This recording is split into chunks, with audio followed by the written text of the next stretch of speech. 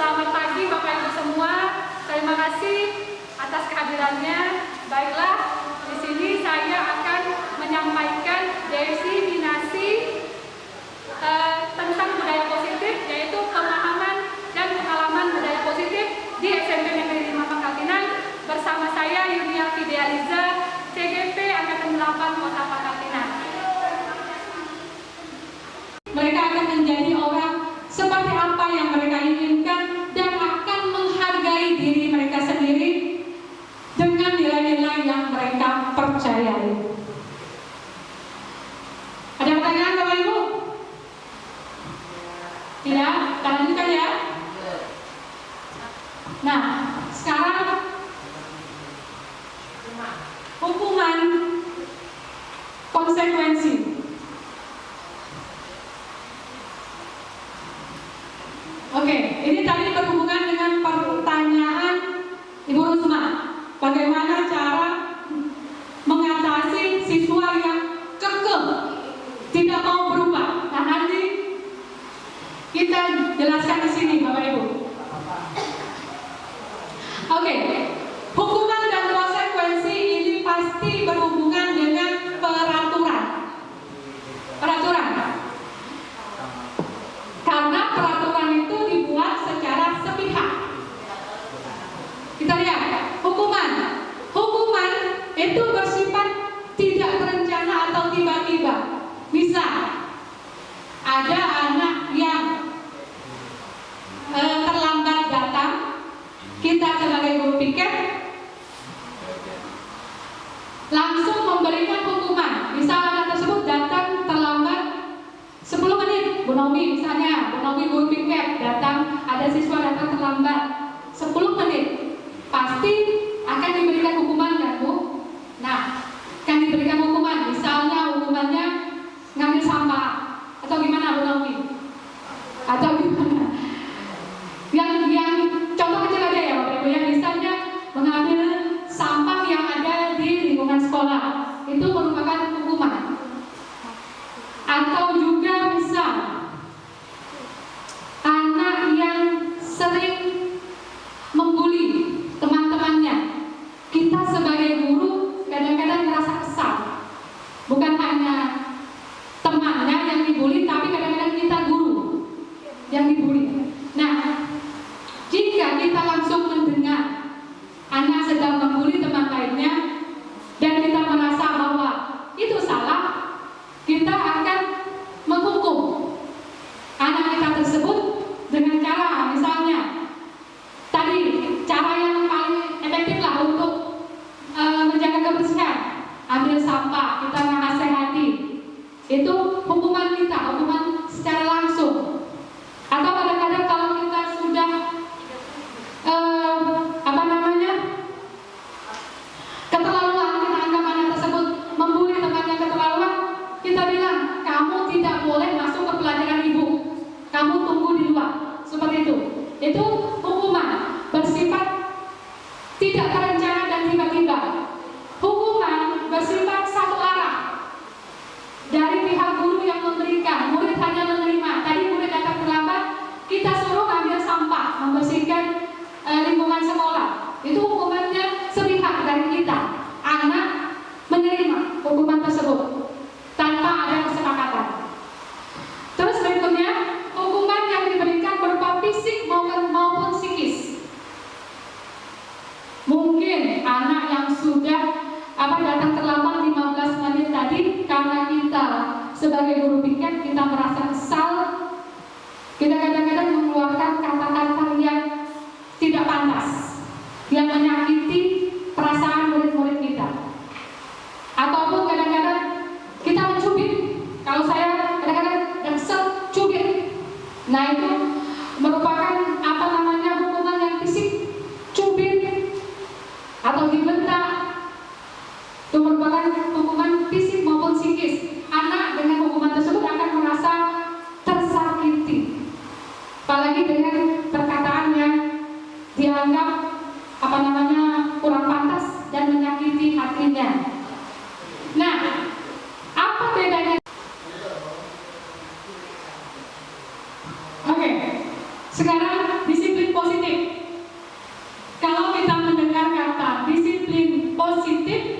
kita mendengar bahwa selalu berhubungan dengan tata tertib, peraturan, itu disiplin. Kita beranggapan bahwa disiplin positif itu adalah suatu tata tertib atau peraturan. Peraturan dan tata tertib ini selalu dihubungkan dengan hukuman, padahal itu sesuatu yang berbeda. Nah, misal kita berkendara menggunakan helm, pakai motor pasti menggunakan helm. Kenapa Bapak Ibu kita menggunakan helm? Apa alasannya? Apa Bu Dewi? Biar aman. Ada lagi? Untuk keselamatan. Apa Bu Dewi? Bu Dewi? Terlindung dari panas. Tertib lalu lintas. Ada rasa takut? Ada. Apa rasa takutnya? Takut ditangkap polisi. Oke. Tadi ada yang bilang menjaga keselamatan biar tidak terkena panas. Ada juga yang bilang takut ditilang polisi, ditangkap polisi. Nah, kalau motivasinya tadi kita bilang takut ditilang polisi, berarti itu hanya motivasi ekstrinsik. Kita takut untuk mendapatkan hukuman. Sewaktu-waktu kalau kita lewat jalan yang tidak ada polisinya, pasti kita tidak menggunakan helm. Namun jika kita paham bahwa menggunakan helm untuk menjaga keselamatan kita, maka kita akan selalu memakai helm tersebut. Walaupun tidak ada polisi, kita tetap memakainya. Itulah yang menjadi motivasi intrinsik yang ada di dalam diri kita. Nah, sebelumnya kita tahu bahwa belajar tentang disiplin tidak harus dengan memberi hukuman, tidak harus dengan memberi hukuman. Justru ini adalah salah satu alternatif terakhir, dan kalau perlu tidak digunakan sama sekali. Jadi disiplin positif itu tidak harus diberikan kalau yang melanggar dengan hukuman, tetapi ini adalah alternatif terakhir. Kalau bisa tidak digunakan sama sekali. Nah, kata disiplin berasal dari bahasa Latin disiplina, yang artinya belajar. Seorang murid harus paham betul alasan mengapa mereka mengikuti suatu aliran atau ajaran tertentu, sehingga motivasi yang terbangun adalah motivasi intrinsik tadi, pakai helm. Motivasi intrinsik kita agar apa Bu? Bapak Ibu? Menjaga apa? Kita pakai helm? Keselamatan. Menjaga keselamatan. Tadi ada yang bilang, Bu Eka bilang biar tidak panas. Itu motivasi intrinsiknya. Nah, dengan kata lain, di sini diri juga mempelajari bagaimana cara kita mengontrol diri kita, dan bagaimana menguasai diri untuk memilih tindakan yang mengacu pada nilai-nilai yang kita hargai. Oke, tadi pakai helm tadi, nilai-nilai yang kita hargai yang pertama mematuhi keselamatan, menjaga diri kita biar tidak kena panas, itu nilai-nilai yang kita hargai, kita yakini. Sebenarnya sebagai pendidik, tujuan kita adalah menciptakan murid-murid yang memiliki disiplin diri. Karena murid yang memiliki disiplin diri dapat bertanggung jawab terhadap apa yang dilakukannya, karena dia mendasarkan tindakan-tindakannya pada nilai-nilai kebajikan universal. Jadi dengan disiplin diri, kita berharap murid kita memiliki tanggung jawab terhadap apa yang dilakukannya, karena dia mendasarkan tindakan-tindakannya pada nilai-nilai kebajikan universal. Nilai kebajikan universal pelajar Indonesia adalah profil pelajar Pancasila. Nah, ini nilai-nilai kebajikan. Nilai-nilai kebajikan yang dimaksud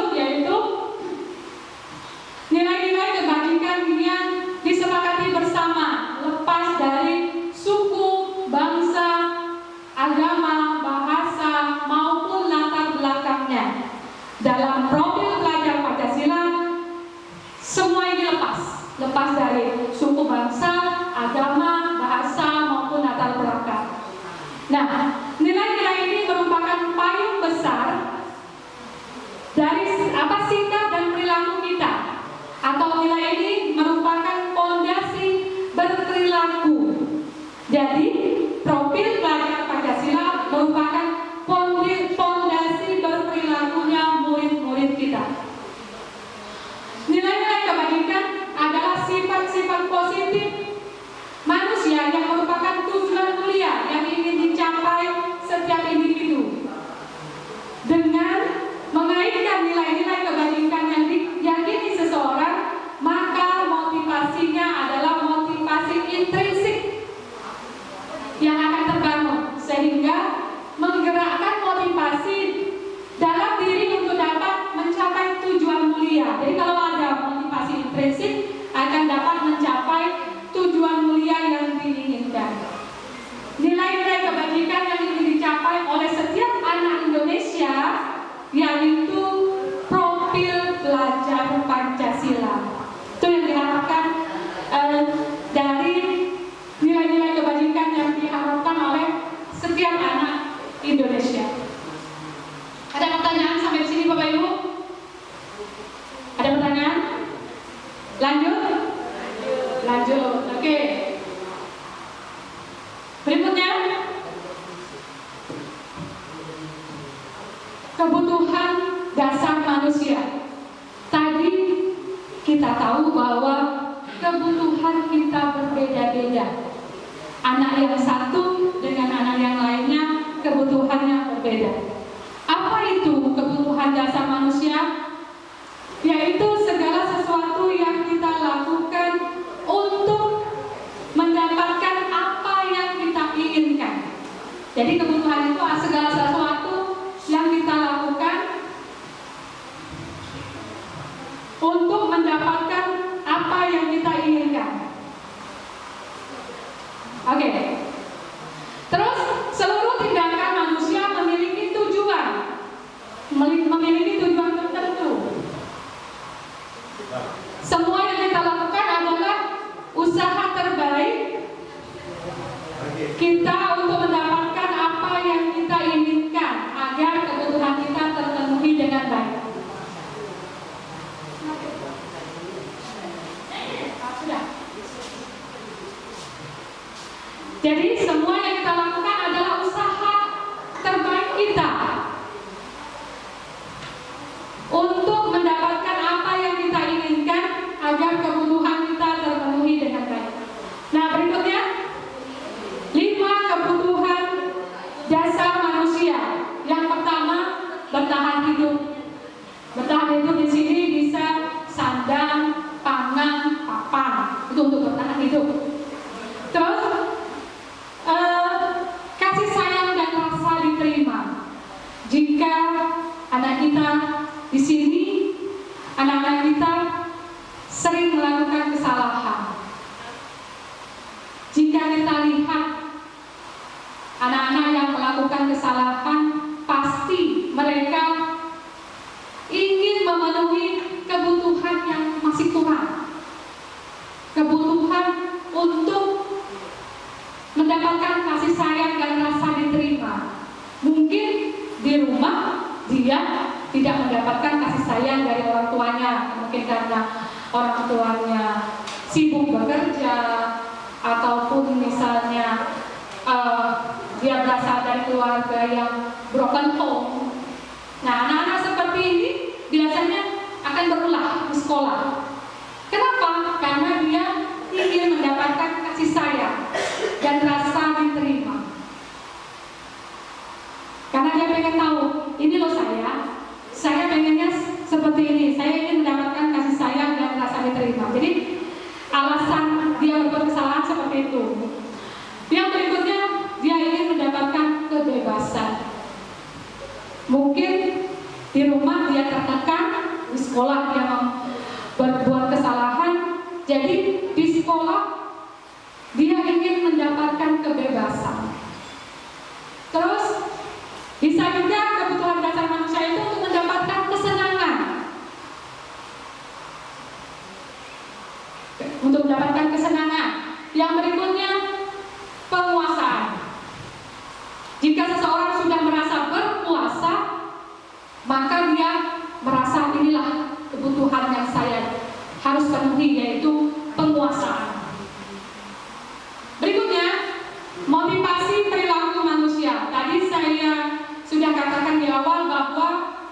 motivasi dalam diri manusia itu ada dua. Dari motivasi dalam diri manusia itu ada dua. Yang pertama, motivasi ekstrinsik, motivasi yang berasal dari luar. Motivasi ekstrinsik ini biasanya untuk menghindari ketidaknyamanan atau hukuman. Jadi tadi kita menggunakan helm karena kita tidak ingin ditilang polisi, kita tidak ingin mendapat hukuman. Berarti ini adalah motivasi ekstrinsik yang ada pada diri kita. Terus yang berikutnya yaitu motivasi ekstrinsik untuk mendapatkan imbalan atau penghargaan dari orang lain. Misalnya Bapak Ibu guru di kelas selalu memberi reward dalam bentuk hadiah. Anak-anak yang bisa menjawab pertanyaan dengan baik, yang mendapatkan nilai baik di ulangan akan dikasih hadiah. Nah, hadiah ini merupakan motivasi ekstrinsik karena dia ingin mendapatkan penghargaan ataupun pujian dari orang lain ataupun imbalan. Nanti sewaktu-waktu kita tidak memberikan lagi hadiah tersebut, maka dia akan berubah. Dia tidak mau lagi melakukan hal yang kita harapkan. Namun jika motivasi yang tertanam adalah motivasi intrinsik dari dalam dirinya, yaitu anak itu menjadi orang yang mereka inginkan dan menghargai diri sendiri dengan nilai-nilai yang mereka percaya. Jadi jika mereka sudah memiliki motivasi intrinsik, paradigma stimulus respon ke pendekatan teori kontrol. Nah, kita sebagai guru biasanya beranggapan yang pertama, kebutuhan kita itu sama, kebutuhan murid-murid kita itu sama. Ternyata kebutuhan murid-murid kita itu berbeda-beda.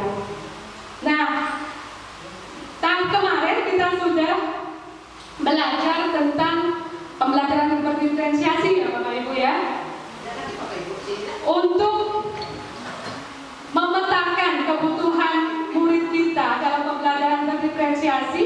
Yang pertama kita harus memetakan apa Bapak Ibu? Kesiapan murid kita. Yang kedua yaitu minat murid-murid kita. Yang ketiga yaitu profil dari murid-murid kita. Nah, kita tahu dari ketiga cara untuk memetakan kebutuhan murid-murid kita ini, kita tahu bahwa murid-murid kita berbeda. Yang pertama, kesiapan belajarnya berbeda, yaitu dari tingkat intelektualnya berbeda. Yang kedua, minat murid-murid kita berbeda. Ada yang menyukai, misalnya kita suruh untuk mengumpulkan tugasnya ada yang lebih senang dalam bentuk tulisan, ada yang lebih senang dalam bentuk gambar, poster, ataupun mereka langsung mempraktekkan sesuatu, misal dalam pembelajaran bahasa Inggris lah, dalam teks prosedur. Kita materinya tentang cara membuat empek-empek, mungkin seperti itu. Nah, ada anak yang hanya menulis, karena mereka suka menulis resep cara membuat pempek. Ada anak yang suka gambar, dia menggambar cara membuat pempek tersebut dengan detail. Ada juga anak-anak yang suka mempraktekkannya langsung, maka dia akan langsung mempresentasi bagaimana cara membuat pempek. Itu minatnya sudah berbeda, kebutuhannya berbeda. Yang kedua, kebutuhan yang berbeda kita bisa lihat di gaya belajarnya. Ada anak visual yang bisa melihat gambar-gambar tulisan, dia sudah mengerti. Ada anak yang audio, dia harus mendengar. Ada anak kinestetik yang harus bergerak. Nah, ini kan menandakan bahwa kebutuhan anak-anak kita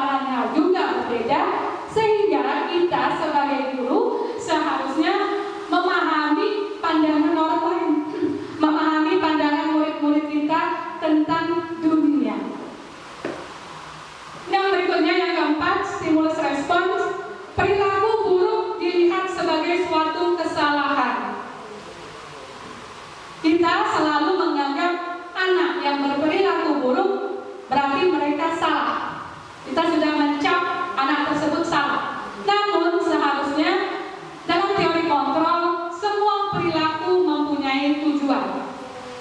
Anak melakukan kesalahan pasti ada tujuannya.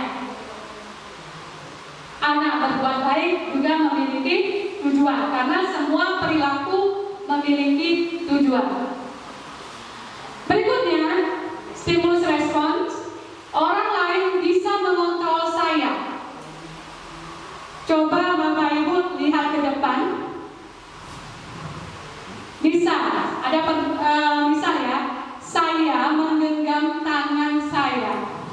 Nah, saya mohon bantuan Bapak Ibu lah, salah satu. Siapa? Ibu Dewi. Tolong saya dibujuk, saya dirayu. Bagaimana? Apakah saya bisa membuka kepala tangan saya ini? Terserah bagaimana. Apakah dirayu, apakah dimarah, atau dibujuk bagaimana? Ya, silakan Bapak Ibu. Silakan Ibu Dewi.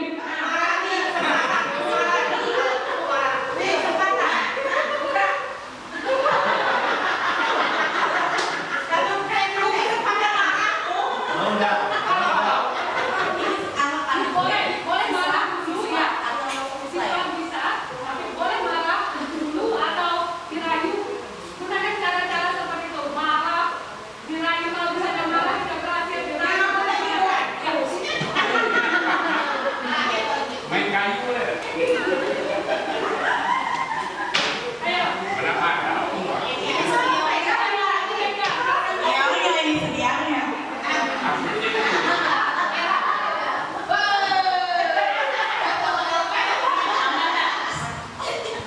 Sayang, pengen nanda gue. Pengen di kepala, pengen ditutup. Ada apa yang nanda? Ada rahasia, Bu.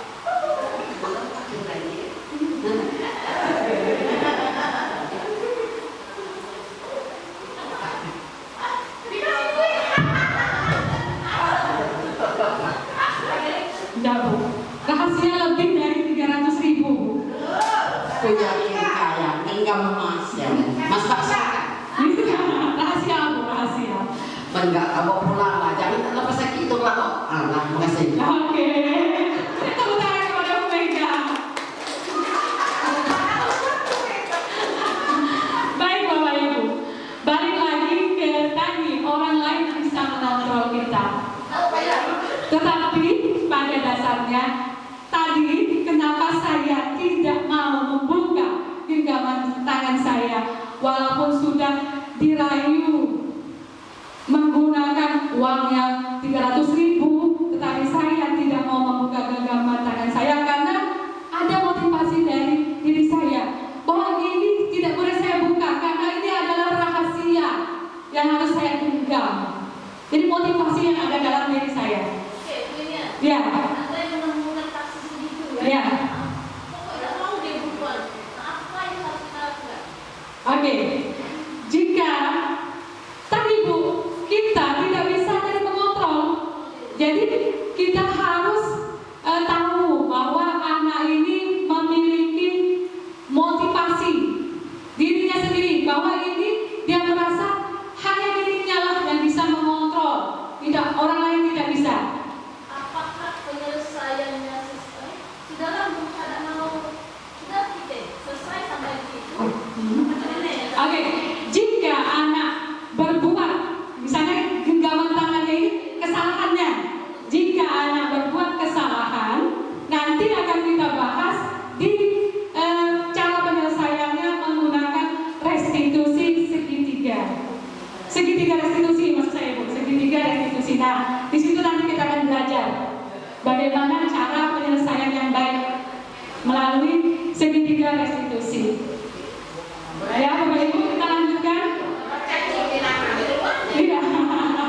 Karena tadi saya yang mengontrol diri saya sendiri. Kalau saya terbujuk, berarti ya itu karena keinginan saya sendiri, bukan keinginan dari orang lain. Nah, dari stimulus respon tadi, orang lain bisa mengontrol saya. Sedangkan teori kontrolnya hanya Anda yang bisa mengontrol diri Anda sendiri. Jadi hanya saya yang bisa mengontrol saya. Hanya murid yang bisa mengontrol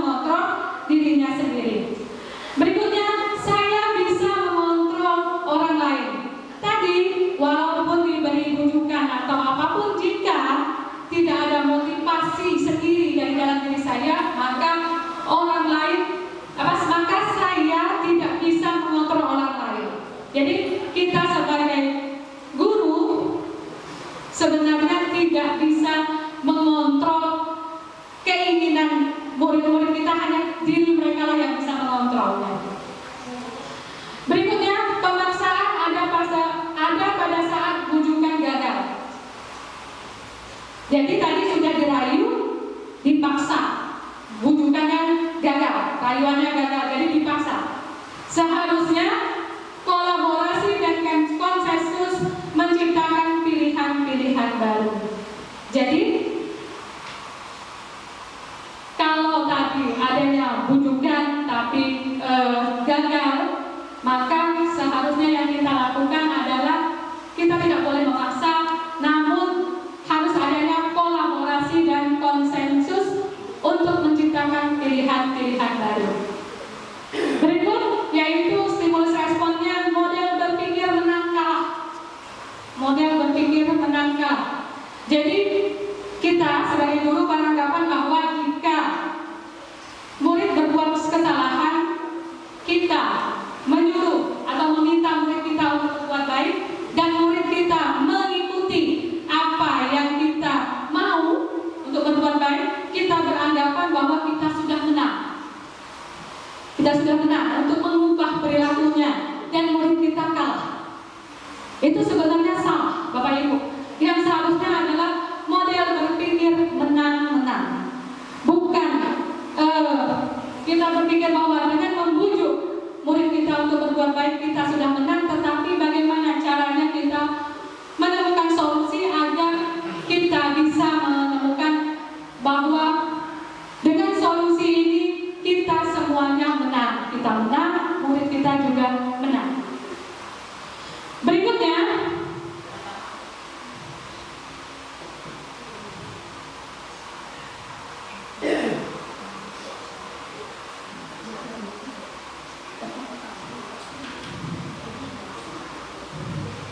kan dulu jadi error kayak ini. Ulang. Ya. Oke. Jadi lalu izinkan masuk kelas. Hari kedua diulangi lagi, datang terlambat, kita suruh ambil sampah yang ada di sekitar sekolah. Hari ketiga datang terlambat lagi. Nah, sudah 3 kali kan datang terlambat, dan tadi kita sudah sepakati kalau anak tersebut datang terlambat, konsekuensinya adalah mendapatkan hukuman. Nah, mungkin hukumannya ini kita suruh langsung pulang. Kamu tidak usah sekolah, pulang. Nah, ini hukuman karena terlambat sudah 3 kali berturut-turut dan selalu diulangi. Nah, tadi konsekuensi diberikan berdasarkan suatu data yang umumnya dapat diukur. Hari pertama terlambat, kita suruh masuk sekolah, masuk kelas. Hari kedua terlambat, kita suruh mengambil sampah. Namun hari ketiga diulangi lagi, maka hukumannya adalah pulang. Tidak boleh mengikuti pelajaran di hari itu. Itu contohnya. Nah, sekarang apa yang seharusnya kita lakukan? Yaitu dengan restitusi. Ini Bu, yang pertanyaan Bu Rusman tadi. Restitusi adalah proses menciptakan kondisi bagi murid untuk memperbaiki kesalahan mereka sehingga mereka bisa kembali pada kelompok mereka dengan karakter yang lebih. Terus restitusi juga merupakan proses kolaborasi yang mengajarkan murid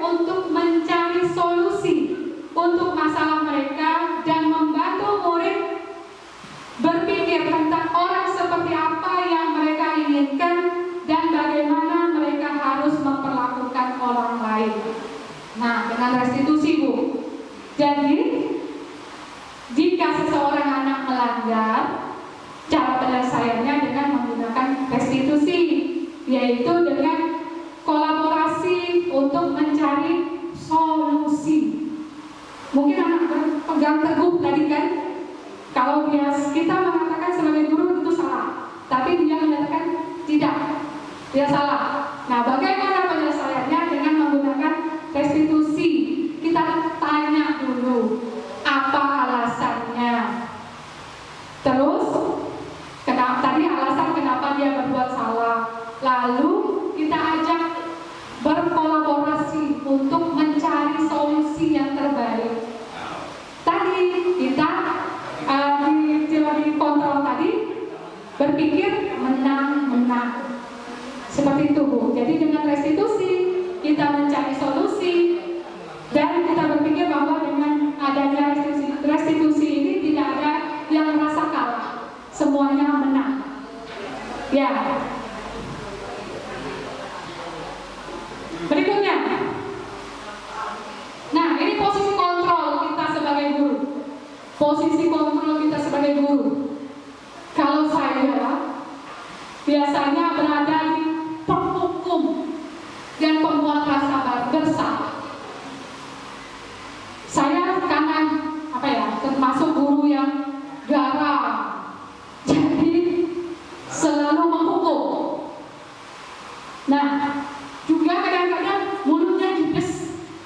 Dan perkataan saya kadang-kadang saya bisa membuat orang merasa bersalah. Mungkin Bapak Ibu juga memiliki posisi kontrol yang ingin main. Kalau saya sekarang ini berusaha untuk menghilangkan posisi kontrol penghukum dan membuat orang merasa bersalah, terutama pada murid-murid saya. Nah, kira-kira Bu Dewi biasanya sebagai guru BK, Bu Dewi tadi posisi kontrolnya yang bagaimana? Ini posisi kontrol kita. Kalau Ibu Dewi biasanya posisi kontrolnya pada apa? Kalau saya biasanya lebih ke penghukum dan membuat orang merasa bersalah. Sepertinya banyak ke penghukum ya. Sebenarnya memang salah, tapi yang bagus itu kan sebagai manajer, tapi kayak kenyataannya belum bisa. Oke, terima kasih Bu Dewi. Jadi kebanyakan sebagai penghukum. Ada juga mungkin teman-teman kita yang sebagai teman, yang merasa murid itu teman, dianggap teman, bisa juga. Mungkin Ibu Sri sebagai teman, ya Bu Sri ya. Misalnya anak yang terlambat datang, kita bilang, ayolah jangan terlambat lagi. Ini sebagai teman ya, mungkin Bu Sri sering posisi kontrol sebagai teman. Menurut komen dari anak-anak, sebenarnya Bu Wini ya, kalau kita sebagai teman, mungkin adalah sebagian yang mungkin pernah saya lakukan, ya gitu ya. Setidaknya biar mereka juga merasa tidak terlalu berat, sehingga dia bisa menerima apa yang kita mau gitu. Seperti itu kayaknya. Oke. Jadi anak itu merasa enjoy gitu ya. Iya, oke. Nah, ini posisi kontrol guru sebagai penghukum, pembuat orang merasa bersalah, sebagai teman, sebagai pemantau, sebagai manajer. Nah, mungkin kita juga ada yang sebagai pemantau. Biasanya saya lihat Bu Mega memantau anak. Bu Mega ya, saat kebesar pantau, didatangi kelasnya, dipantau, biar anak membersihkan kelas. Dan setiap kali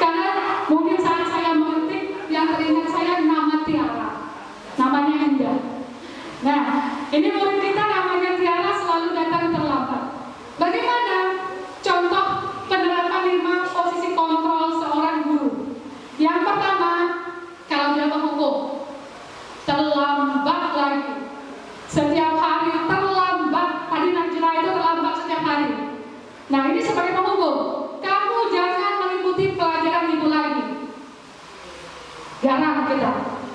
Kalau dia sebagai pembuat rasa bersalah, nah, sini kalimatnya, sudah berulang kali kamu berjanji tidak akan terlambat lagi, tapi tetap diulangi. Ibu benar-benar kecewa sama kamu. Jadi kalau kata kecewa berarti membuat orang merasa bersalah. Berikutnya, sebagai teman, Tiara, ayolah, kemarin kan sudah janji sama ibu untuk datang tepat waktu, tapi sudahlah, nggak apa-apa, anak-anak disuruh masuk. Itu sebagai teman, Ibu Sri ya, sebagai teman. Berikutnya, pemantau. Tiara, kamu datang terlambat 15 menit, kamu sudah tahu konsekuensinya apa? Nah, jadi anak, kita sebagai pemantau, kita menanyakan konsekuensinya. Misal anak-anak tidak membersihkan kelas, kita berikan konsekuensi apa? Kita kasih tahu, kalau kamu tidak membersihkan kelas, kelas kalian masih kotor, kalian tahu apa konsekuensinya? Seperti itu. Berikutnya, sebagai manajer, ini yang seharusnya kita terapkan sebagai manajer. Ya, jadi kamu terlambat, kira-kira bagaimana kamu akan memperbaiki masalah ini? Mungkin bagi saya berat, tapi saya akan berusaha untuk menuju ke posisi kontrol sebagai seorang manajer. Dengan posisi kontrol seorang manajer ini, kita harus apa ya Bapak Ibu ya? Berbicara dengan murid dengan wajah yang baik, yang tidak garang. Mungkin kalau sifatnya garang seperti saya kan susah, tapi akan saya berusaha untuk menjadi posisi kontrol sebagai manajer. Jadi kita itu harus baik, memberikan solusi yang terbaik untuk murid-murid kita. Berikutnya, nah ini Bapak Ibu tolong dijawab ya. Posisi kontrol apakah aku? Nah, apakah kamu bersedia memperbaikinya? Kira-kira posisi kontrol sebagai apa ini? Coba kita lihat, memperbaikinya. Kata kuncinya memperbaikinya sebagai apa, Pak? Manager. Coba kita lihat, manager. Karena kata kuncinya, apakah kamu bersedia memperbaikinya? Oke, beri tepuk tangan untuk Pak Sandi. Oke, berikutnya Bapak Ibu. Posisi kontrol apakah aku? Ayo, bantulah demi ibu ya. Teman, oke, sebagai teman. Sudah paham ya Bapak Ibu ya? Oke, kata kuncinya, ayo, seperti itu. Berikutnya, posisi kontrol apakah aku? Patuhi aturan saya atau awas. Sebagai apa itu? Coba kita lihat. Penghukum. Awas. Oke. Berikutnya. Posisi kontrol apakah aku? Sanksi atau konsekuensinya apa? Sebagai apa ini Bapak Ibu? Pemantau. Betul sekali Bu Sri. Sebagai pemantau kita harus menanyakan mengapa keyakinan kelas bukan peraturan kelas. Tadi sudah saya singgung. Kenapa? Mengapa keyakinan kelas bukan peraturan kelas? Yo, Bu yang mau bertanya? Atau ayo, tanya dulu. Keyakinan kelas apa artinya? Oke. Keyakinan kelas adalah sesuatu yang kita sepakati bersama dengan murid-murid kita. Dalam keyakinan kelas ini, murid memberikan pendapat berupa kalimat positif. Jadi, pendapat itu berasal dari semua warga kelas dan pendapatnya dalam bentuk kalimat positif dan kita sepakati bersama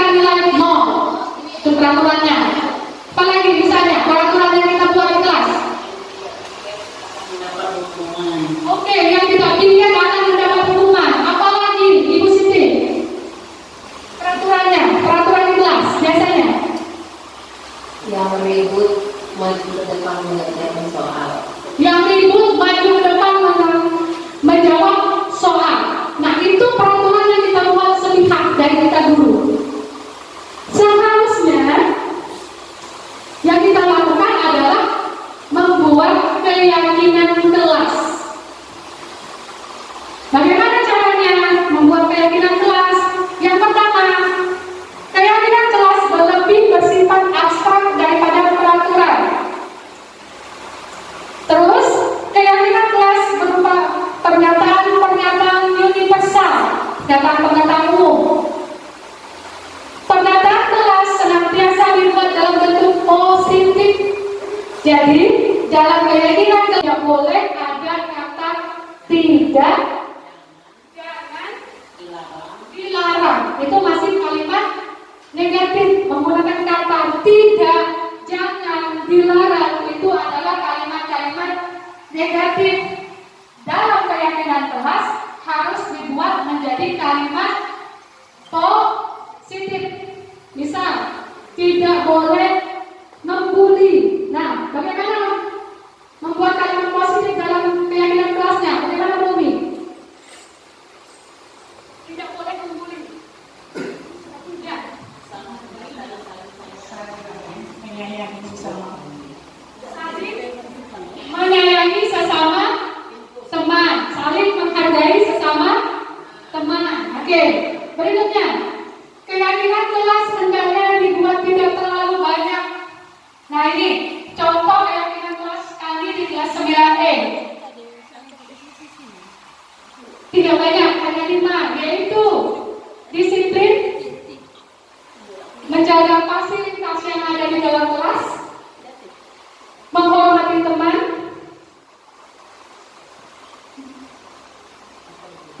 teman, terus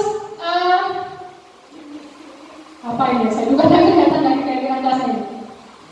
Pokoknya ada 5 ya Bapak Ibu ya. Yang saya ingat disiplin itu datang tepat waktu, mengerjakan tugas tepat waktu, terus menjaga fasilitas yang ada di dalam kelas. Berikutnya yaitu menghargai dan menghormati teman. Ada 2 lagi yang saya lupa, itu apa keyakinan kelas 39 itu. Nah ini semua adalah, ya saya baru ingat, menjaga kebersihan kelas. Menjaga kebersihan kelas salah satunya. Nah ini adalah keyakinan kelas yang dibuat berdasarkan pendapat dari siswa-siswa yang ada di kelas 9E. Berikutnya, keyakinan kelas sebaiknya sesuatu yang dapat diterapkan di lingkungan tersebut.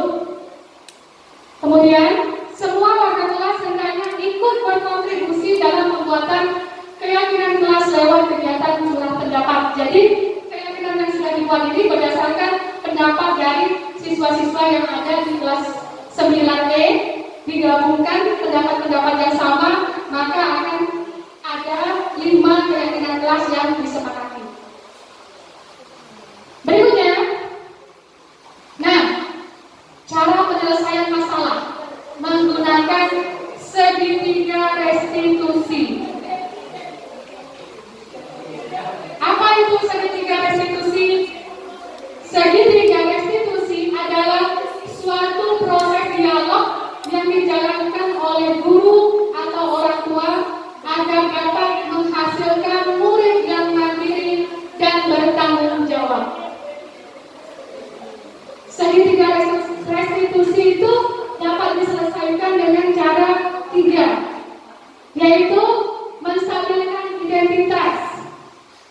Menstabilkan identitas, misal anak yang berbuat salah, kita sebagai guru menstabilkan identitasnya dengan mengatakan setiap manusia pasti pernah berbuat salah. Ibu juga sebagai guru pasti pernah berbuat salah. Itu dengan cara menstabilkan identitasnya. Terus yang kedua, segitiga restitusinya tahapannya validasi tindakan yang salah. Validasi tindakan yang salah yaitu kita menanyakan alasan mengapa murid kita melakukan hal tersebut. Jadi, misal Tiara tadi datang terlambat. Kita tanya, kenapa alasan Tiara datang terlambat? Itu validasi tindakan yang salah. Berikutnya, tahapan yang ketiga adalah menanyakan keyakinan. Tiara datang terlambat. Kita di kelas sudah membuat keyakinan kelas. Nah, kita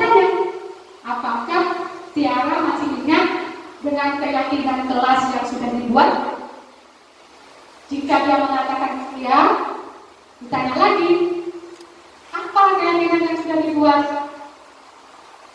Nah, menanyakan apa keyakinannya, misalnya disiplin. Terus kita tanya, dengan disiplin apakah bisa menjadi nanti diarah menjadi lebih baik lagi? Itu dengan menggunakan keyakinan kelas.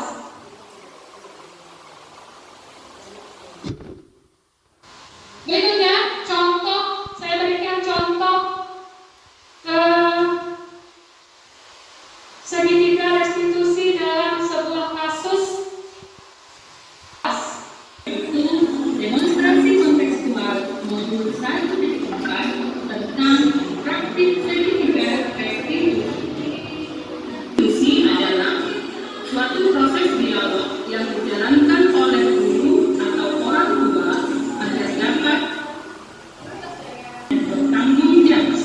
Adapun tahapan segitiga restitusi yaitu menstabilkan kapasitas, validasi tindakan yang salah, dan menanyakan keyakinan. Penerapan segitiga restitusi digunakan untuk menyelesaikan permasalahan siswa yang ada di sekolah saya.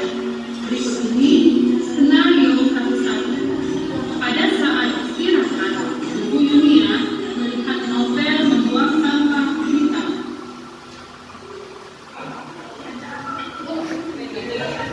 Ini contoh penerapan segitiga restitusi.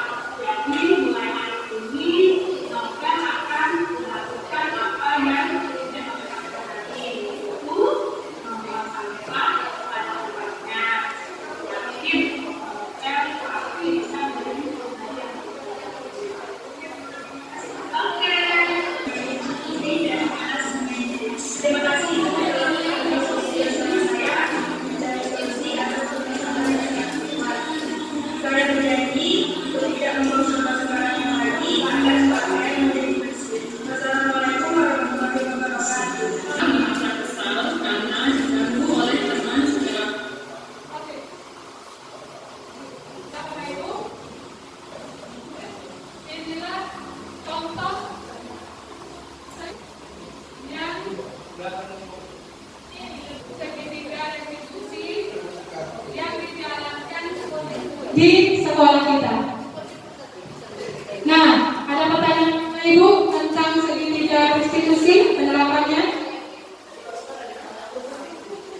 Pas? Pas, oke. Jadi,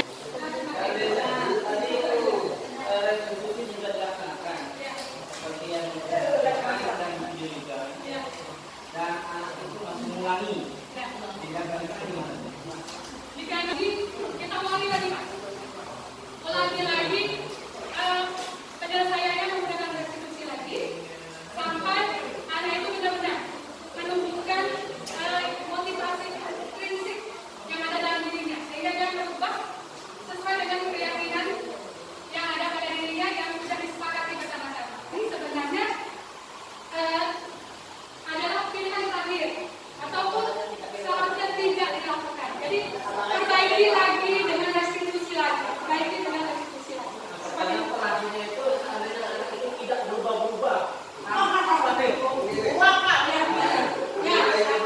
Kita kan dalam restitusi kan yang tadi kan Pak, tadi kan pertama kan kita menanyakan alasannya, terus mencari solusinya, bagaimana keyakinannya seperti apa yang sudah diubah. Saya rasa kalau anak itu tidak berubah, tadi kita balik kolaborasi. Kolaborasi itu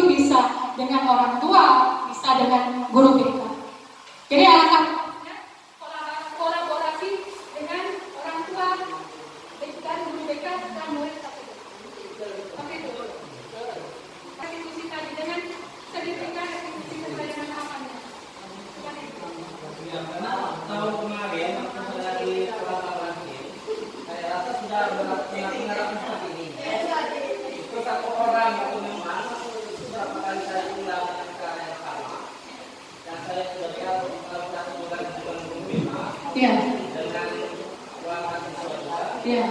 bagi berdua sampai anak itu bahkan keluar dari Indonesia dan sekolah ini dan di sekolah yang baru masih mengulangi juga kasus Iya. Berarti tadi Pak,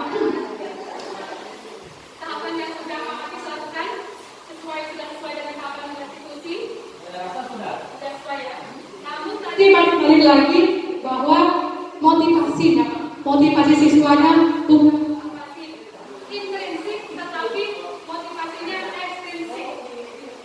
Terus juga tadi sudah dilakukan kolaborasi ya Pak ya. Sudah dilakukan kolaborasi, masih juga anak itu berbuat ulang. Tadi mungkin ada 5 kebutuhan dasar manusia itu. Yang pertama tadi kebutuhan kasih sayang dan rasa diterima. Mungkin dengan itu dia mau menunjukkan bahwa dia itu sebenarnya kurang kasih sayang, sehingga dia berulang. Ya, soalnya perlu lagi solusi cara kita bagaimana agar anak itu tumbuh benar-benar motivasi intrinsik yang ada. Mana kira-kira Pak Hafiz? Ya. Oke, semoga ke depan kita dapat menerapkan segitiga restitusi ini dengan sebaik-baiknya agar nanti murid kita menjadi murid yang benar-benar sesuai dengan kebutuhannya, sesuai dengan minat dan bakatnya. Jika ada permasalahan kita selesaikan dengan cara restitusi. Semoga juga kita bisa menjadi guru yang berada pada posisi kontrol sebagai seorang manajer. Saya bukan guru ya. Akan menciptakan murid-murid yang hebat sesuai dengan profil pelajar Pancasila. Terima kasih banyak atas perhatiannya. Terima kasih banyak atas dukungannya. Saya sangat bangga dengan Bapak Ibu semua. Terima kasih. Saya akhiri. Wassalamualaikum warahmatullahi wabarakatuh.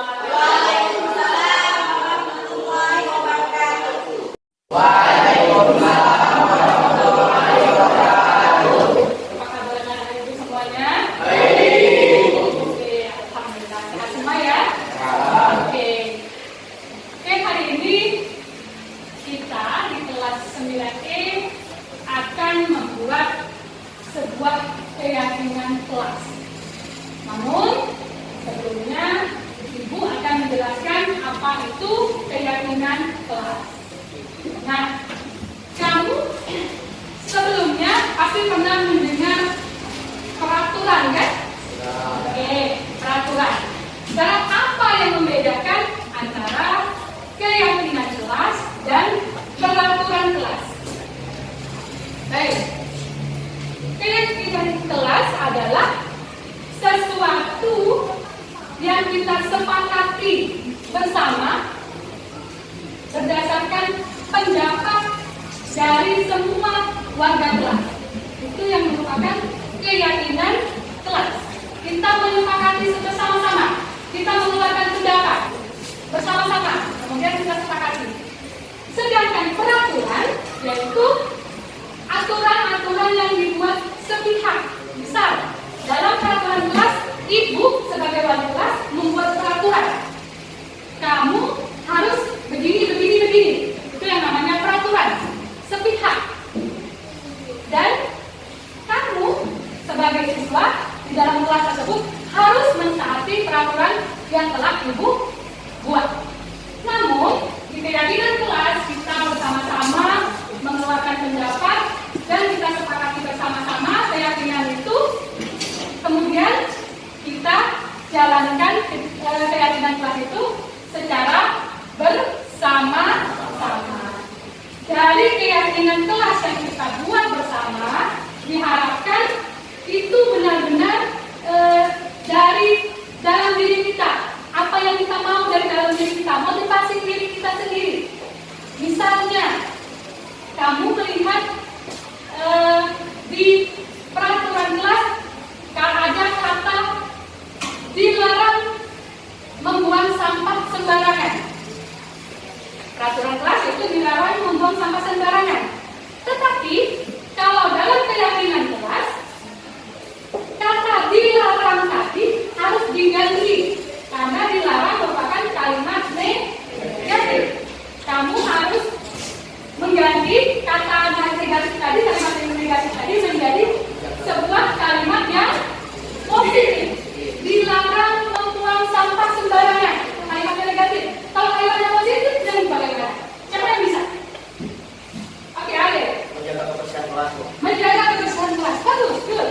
Ya, itu kalimat positif dari keyakinan kelas. Nah, ada lagi, misalnya ada yang berkelahi, ada yang membuli di kelas. Di dalam peraturan kelas ada yang tertulis tidak boleh berkelahi, tidak boleh membuli. Itu kalimatnya masih negatif atau positif? Negatif. Sekarang kita ubah menjadi kalimat positif yang menjadi keyakinan kelas kita. Apa kira-kira? Oke, menyayangi sesama teman, menghormati sesama teman. Paham sampai di sini? Paham. Oke. Sekarang kita membuat satu buah pendapat dari dirimu sendiri. Pendapatnya itu kemudian ditulis di dalam kertas ini. Nah, menulis satu orang satu pendapat. Setelah selesai ditulis,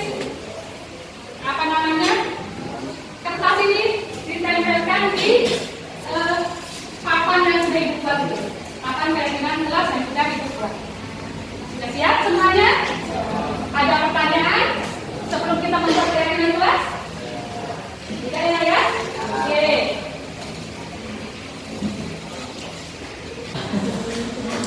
Buat satu keyakinan kelas ya.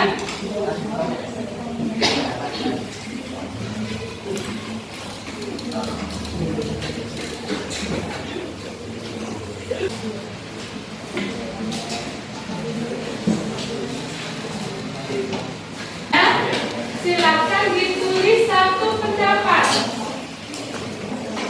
Satu orang satu pendapat untuk keyakinan kelas kita.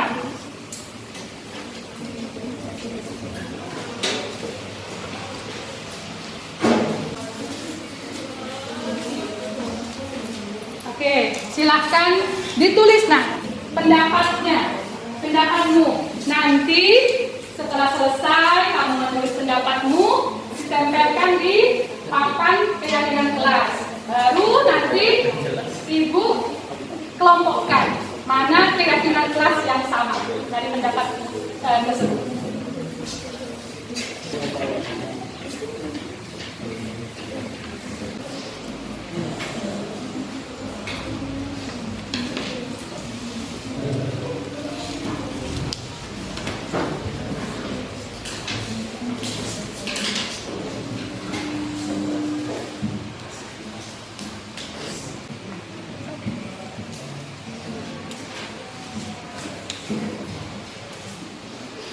Oke, sudah selesai membuat menulis pendapatnya?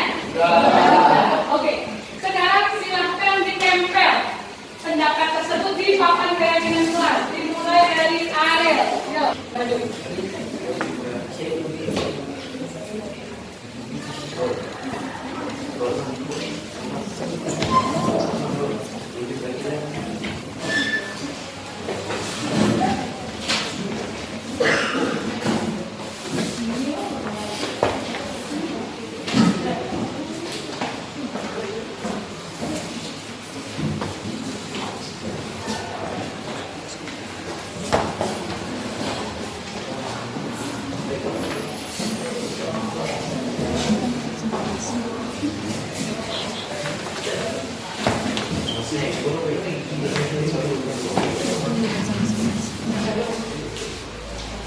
Oke, anak ibu semua, inilah pendapat yang telah kamu tulis di papan keyakinan kelas.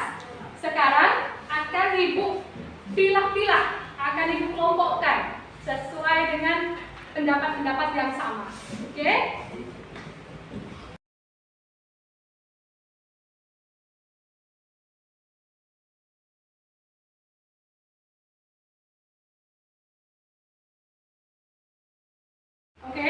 anak-anak ibu semua, inilah kesepakatan kelas yang telah kita buat bersama-sama. Ada 5. Yang pertama, disiplin. Disiplin ini bisa disiplin waktu, disiplin dalam mengerjakan dan mengumpulkan tugas. Oke. Yang kedua, menjaga kebersihan kelas. Oke. Yang ketiga, yaitu menjaga fasilitas yang ada di dalam kelas.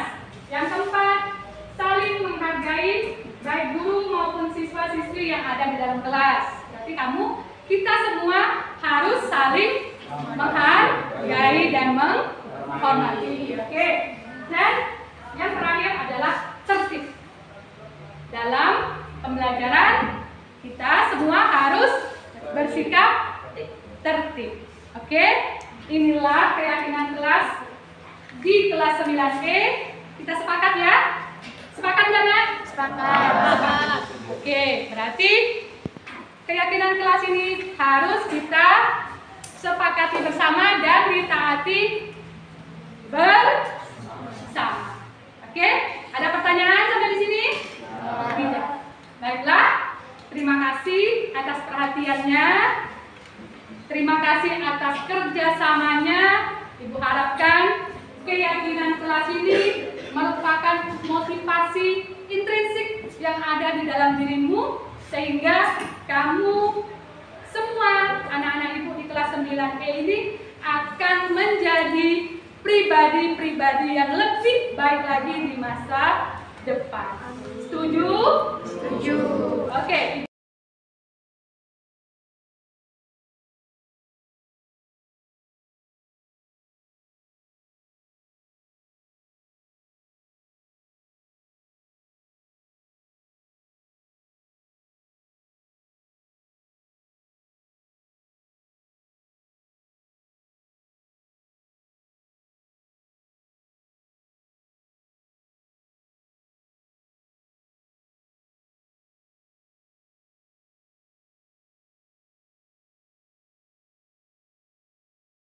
Assalamualaikum warahmatullahi wabarakatuh. Perkenalkan, nama saya Adriani. Saya sangat senang dapat membuat keyakinan kelas karena menurut saya keyakinan kelas itu sangat penting untuk diterapkan di setiap kelas. Dengan adanya keyakinan kelas, jadi kelas itu lebih terjaga dan lebih tertib lagi ke depannya. Itu yang dapat saya sampaikan. Kurang lebih saya mohon maaf. Terima kasih. Perkenalkan, nama saya Ariel Afransyah dari kelas 9E. Saya sangat senang bisa terciptanya atau terbentuknya keyakinan kelas, karena dengan kita membuat keyakinan kelas akan merasa lebih tertib dan lebih disiplin. Oke, itu saja. Terima kasih.